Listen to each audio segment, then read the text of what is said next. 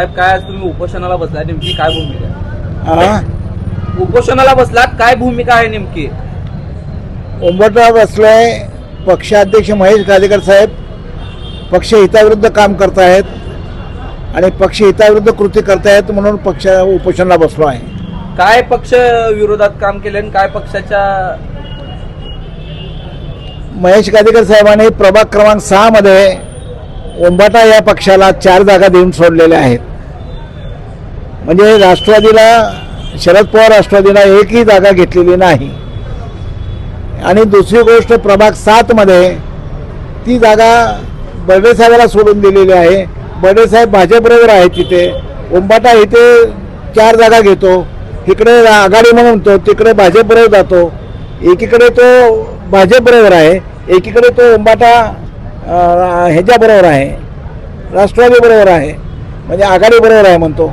म्हणजे उंबरठ्याची डबल भूमिका घेऊन पक्षाचं नुकसान होतं आहे आमच्या. आणि पक्षाच्या, राष्ट्रवादी काँग्रेस पक्षाच्या जागा हे होत आहेत.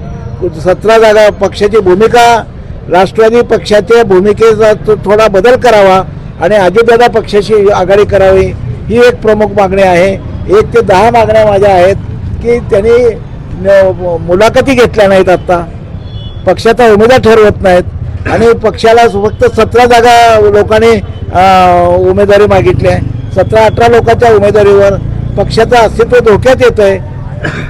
आणि परत मेरिट त्या 17 मध्ये उंबरठ्याच्या मतीनं आणि काँग्रेसच्या मतीनं कुठली जागा येणार आहे 17 मध्ये, अध्यक्षांनी सांगावं. म्हणजे 17 मध्ये काही जागा आमच्या पदरात पडणार आहेत का?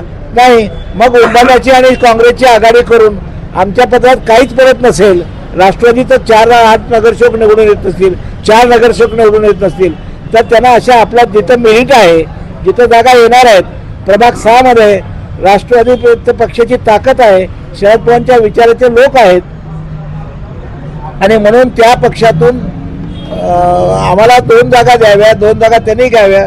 त्यांच्याकडे ओबीसी सर्टिफिकेट आहे, त्यांच्याकडे महिला उमेदवार आहे, मग त्यांनी त्या 2 पैकी 2 जागा घ्याव्यात आणि आम्हाला ओपन दलित द्यावी.